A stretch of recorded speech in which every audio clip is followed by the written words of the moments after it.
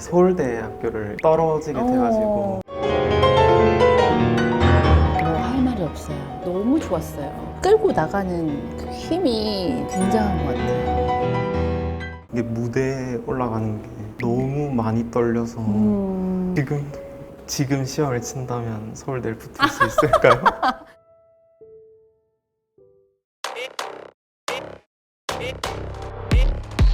거장같이 쳤어요. 거장같이 치는 사람을 만났네요.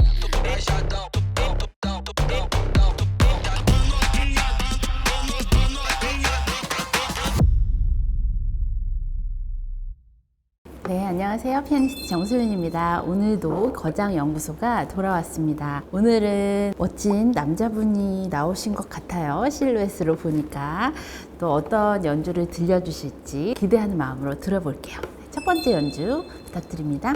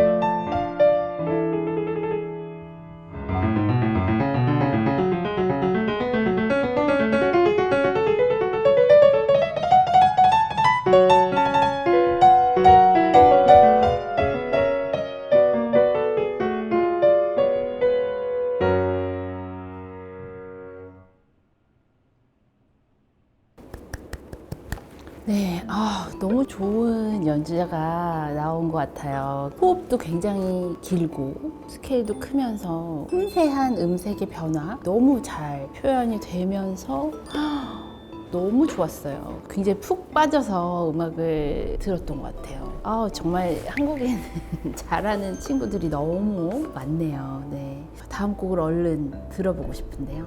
두 번째 곡을 들어볼까요?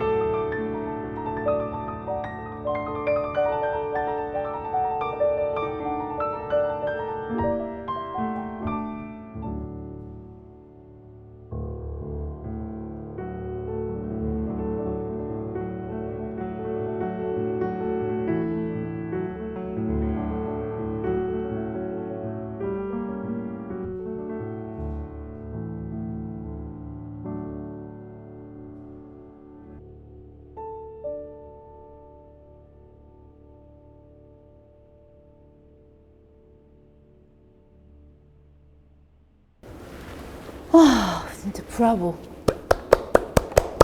너무 좋았어요. 뭐 할 말이 없어요. 끌고 나가는 그 힘이 굉장한 것 같아요. 그리고 뭐 소리도 너무 좋고 그 울림이 있는 그런 좋은 큰 소리, 한순간도 때리는 게 없고, 그리고 음색도 다양하고 흠 잡을 곳이 없는 수준 높은 멋진 연주였던 것 같습니다. 좋은 연주 들려주셔서 제가 너무 감사하다는 말씀을 드리고 싶을 정도로 너무 좋은 연주였던 것 같아요. 방금 공연을 마치고 오셨나요? 디테일이 다 살아있음에도 불구하고 작은 것들에 매몰되지 않고 끌고 가니까 그 에너지도 좋고 너무 좋은 연주였던 것 같습니다. 네, 안녕하세요. 네, 안녕하세요. 자기소개 좀 해주세요. 저는 지금 독일 우데카에서 피아노 공부하고 있는 정의운입니다. 아, 네, 너무 반갑습니다. 그러면은 졸업하시고 거기 가신 건가요? 아니면은 원래 거기? 저 학사로 그 우데카로 아. 들어가가지고 고등학교만 졸업을 하고 그럼 한국에서 고등학교만 네. 졸업하시고 그럼 대학생이신 거네요? 한국 나이로 24살.